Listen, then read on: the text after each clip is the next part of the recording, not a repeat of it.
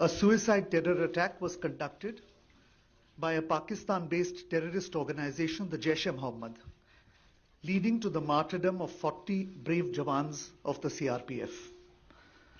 The Jaish-e-Mohammed has been active in Pakistan for the last 2 decades, and it is led by Masood Azhar with its headquarters in Bahawalpur. This organization, which is proscribed by the United Nations, has been responsible for a series of terrorist attacks, including on the Indian Parliament in December 2001 and the Pathankot Air Base in January 2016.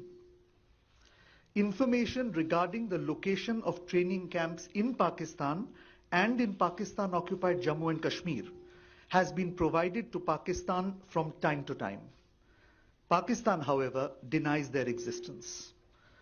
The existence of such massive training facilities capable of training hundreds of jihadis could not have functioned without the knowledge of the Pakistan authorities.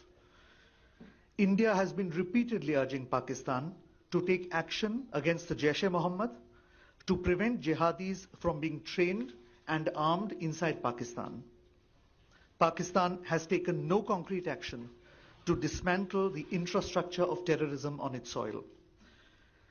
Credible intelligence was received that the Jaish-e-Mohammed was attempting other suicide terror attacks in various parts of the country, and the Fidaiyin jihadis were being trained for this purpose. In the face of imminent danger, a preemptive strike became absolutely necessary. In an intelligence-led operation in the early hours of today, India struck the biggest training camp of the Jaish-e-Mohammed in Balakot. In this operation, a very large number of Jaish-e-Mohammed terrorists, trainers, senior commanders, and groups of jihadis who were being trained for Fidaiyin action were eliminated. This facility at Balakot was headed by Maulana Yusuf Azhar, alias Ustad Ghori, the brother-in-law of Masood Azhar, chief of the JEM. The government of India is firmly and resolutely committed to taking all necessary measures to fight the menace of terrorism. Hence, this non-military preemptive action was specifically targeted at the Jaish-e-Mohammed camp. The selection of the target was also conditioned by our desire to avoid civilian casualties. The facility is located in thick forest on a hilltop far away from any civilian presence.